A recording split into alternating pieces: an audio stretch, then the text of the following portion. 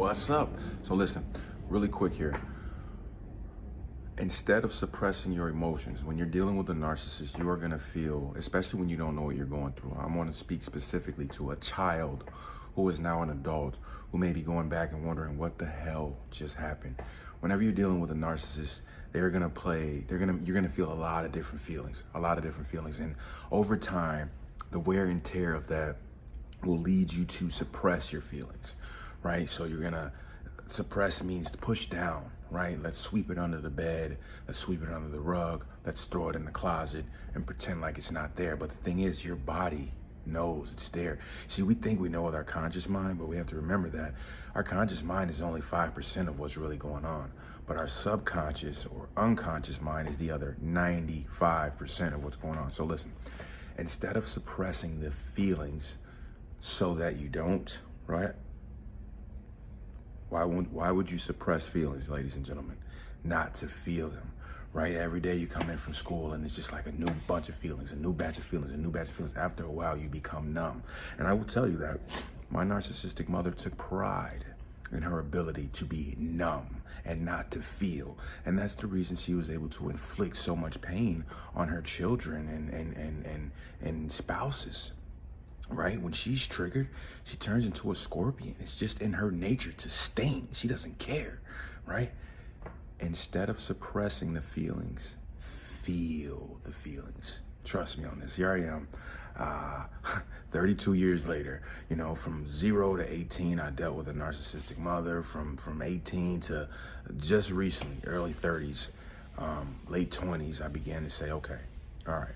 I know what I'm up against, and I am ready to change. I've been in the library all freaking day, hear me, all day, reading one book, and that one book was on personality change, right? And it's not because I'm looking to this book for, hey, tell me exactly ABC 1, 2, 3. I know what I need to do, but at the same time, am I doing the work, right?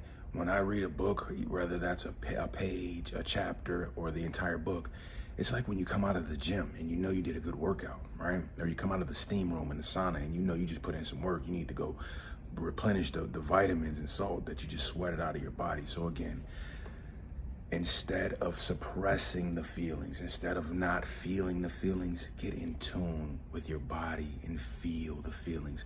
A lot of people in my past life, they'd see me and they'd be like, how's the drinking going? Right? Because I had built an identity of a drinker, an alcoholic, an abuser of alcohol. But I'll meet someone new and I may share that with them that I don't drink or I used to be an alcoholic. And I'm like, no way, right? So, you know, when you think about, kind of lost my train of thought there why I brought that up, right? But, just change. It's not easy, and doing the work every day.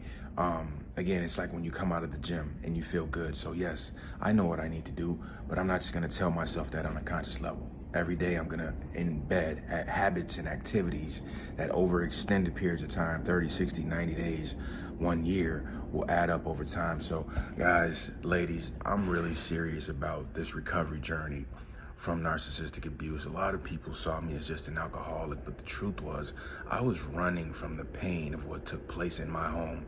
Anything my mother asked of me, I did it. Clean this house top to bottom, ooh, like you Molly the maid and it's just you, a mop. I did it. Go to school, get good grades, I did it. Captain on the football team, captain on the track team, I did it.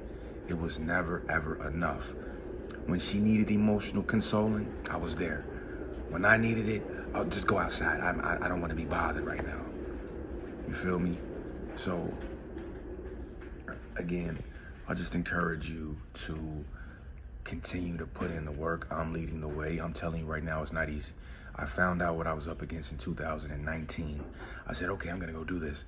And I would do it here and then bag off. I would do it there and then bag off, because once you really begin to peel back the layers of this onion so that you can free your heart, your soul, your spirit, you're going to shed some tears, man. You're going to shed some tears, and that's okay. That's what you need to do, right?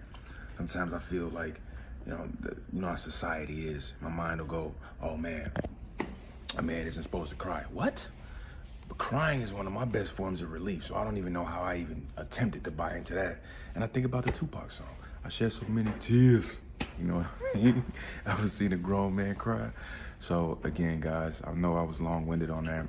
To be short, sweet, and simple, I'm gonna close out here.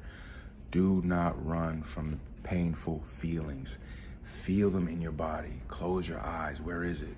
Is there a location of it? Is it a shape? Is it a color?